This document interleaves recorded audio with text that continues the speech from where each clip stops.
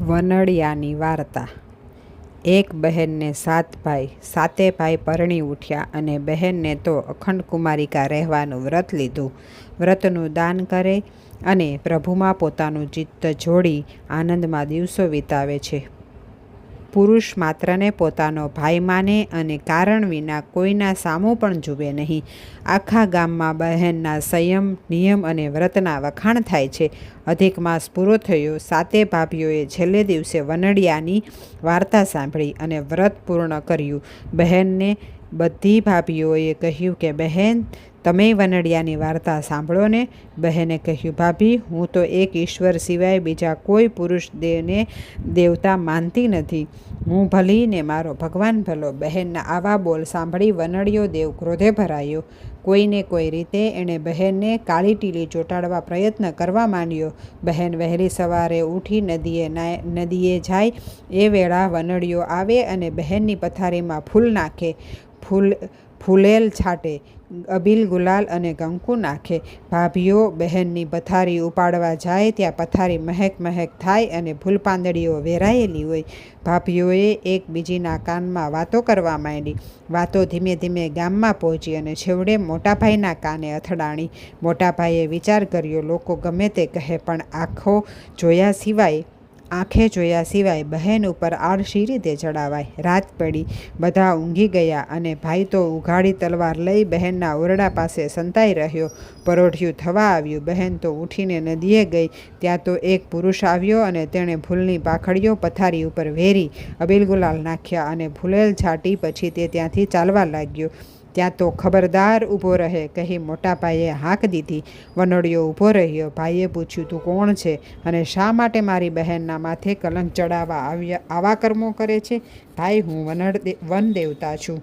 પુરુષોત્તમ માસ કરીને છેલ્લે દિવસે જો કોઈ મારી વાર્તા ન સાંભળે તો હું તેને માથે કોઈના કોઈ રીતે કલંક ચડાવું છું। બહેને મારી વાર્તા ન સાંભળી એટલે મારે આવું કરવું પડ્યું।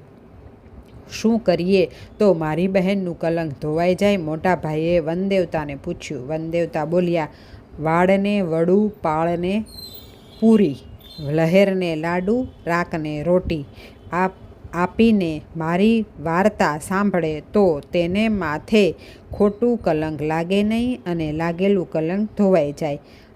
અમને એની શી રીતે જાણ થાય? મોટા ભાઈએ વનદેવતાને પૂછ્યું। વનદેવતાએ કહ્યું, આવતીકાલે રાજાએ બાંધેલા મંદિરને સોનાનું ઈંડું ચડાવવાનું છે।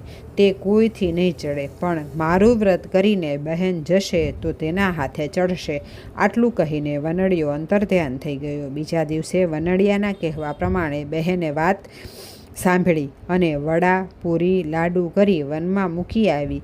રંગજનોને રોટલા આપ્યા। રાજાએ મંદિર ચણાવ્યું છે પણ તેનું ઈંડું કોઈથી ચડતું નથી। રાજાએ ઢંઢેરો પીટાવ્યો કે કોઈ ગામમાં જતી સતી કે જે કાચે તાતણે કૂવામાંથી નીરનો ઘડો ભરી લાવે, જો કોઈ હોય તો તેણે મંદિરમાં આવવું।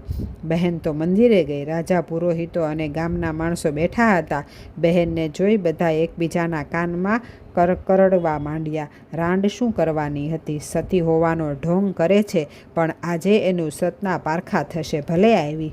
બહેને કહ્યું, રાજન, લાવો ઘડો ને સૂતર, હું કૂવામાંથી પાણી ભરી લાવું।